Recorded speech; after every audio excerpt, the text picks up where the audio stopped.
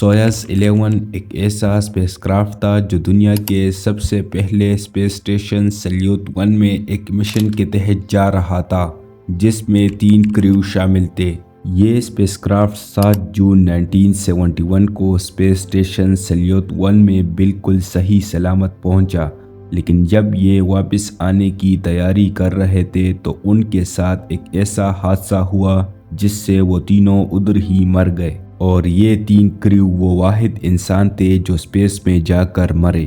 Shariq voice میں ایک بار پھر سے خوش آمدید ناظرین۔ یہ اسپیس کرافٹ 6 جون 1971 کو بائیکنور کوزموڈروم، جو کہ قزاق سوویت سوشلسٹ ریپبلک کا سینٹرل ہے، اس سے لانچ کیا گیا، اور اس مشن کے لیے کال سائن ینٹر ایمبر یوزڈ کیا گیا۔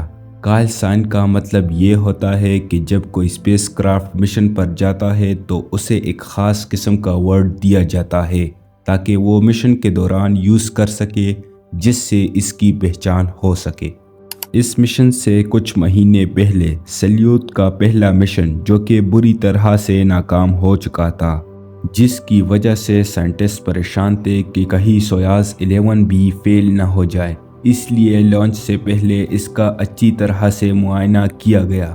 اس میں سب کچھ بالکل صحیح تھا اور اس کو لانچ ہونے کی اجازت دے دی گئی۔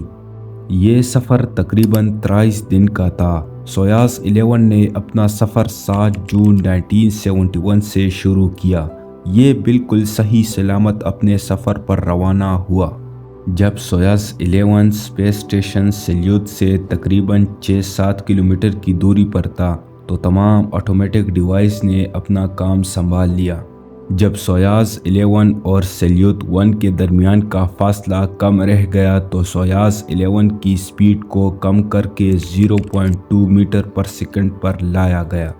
7 جون 1971 کو سویوز 11 نے کامیابی کے ساتھ سیلیوت 1 پر لینڈ کر دیا، اور اس میں موجود 3 کریو 22 دن تک اس اسپیس کرافٹ میں موجود رہے۔ سب سے پہلے اسپیس اسٹیشن میں داخل ہونے پر ان تینوں کو دھواں اور انتہائی جلے ہوئے ایٹماسفیئر کا سامنا کرنا پڑا، تو ان تینوں نے اپنے اسپیس کرافٹ میں رہنے کا فیصلہ کر لیا۔ اگلے دن بھی تب تک اپنے اسپیس کرافٹ میں رہے جب تک کہ موسم صاف نہ ہو جائے۔ ان کے اس مشن کو لائیو ٹیلی کاسٹ کیا جا رہا تھا۔ موسم صاف ہونے کے بعد ان تینوں نے اسپیس اسٹیشن میں داخل ہونے کا فیصلہ کر لیا، اور یہ تینوں اسپیس اسٹیشن میں صحیح سلامت داخل ہو گئے۔ ان کے قیام کے 11ویں دن اسپیس اسٹیشن میں اچانک آگ لگ گئی، اور اس مشن کے انتظامیہ نے ان تینوں کو فوراً اسپیس اسٹیشن چھوڑنے کو کہا، لیکن یہ اتنا آسان نہیں تھا۔ اس مشن کے انتظامیہ نے ان کی مدد کے لیے ایک اور راکٹ لانچ کرنے کا فیصلہ کر لیا، لیکن یہ کسی وجہ سے پوسٹ پون ہو گیا۔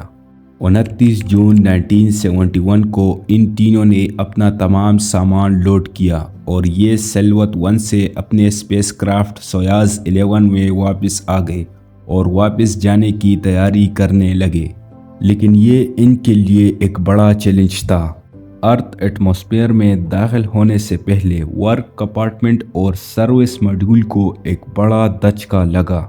اس کے علاوہ ریڈیو کمیونیکیشن نے بھی کام کرنا بند کر دیا۔ اس حادثے کے تقریباً 25 منٹ بعد سویوز 11 نے آٹومیٹک سسٹم کے ذریعے اسپیس کرافٹ نے خود بخود لینڈنگ کی۔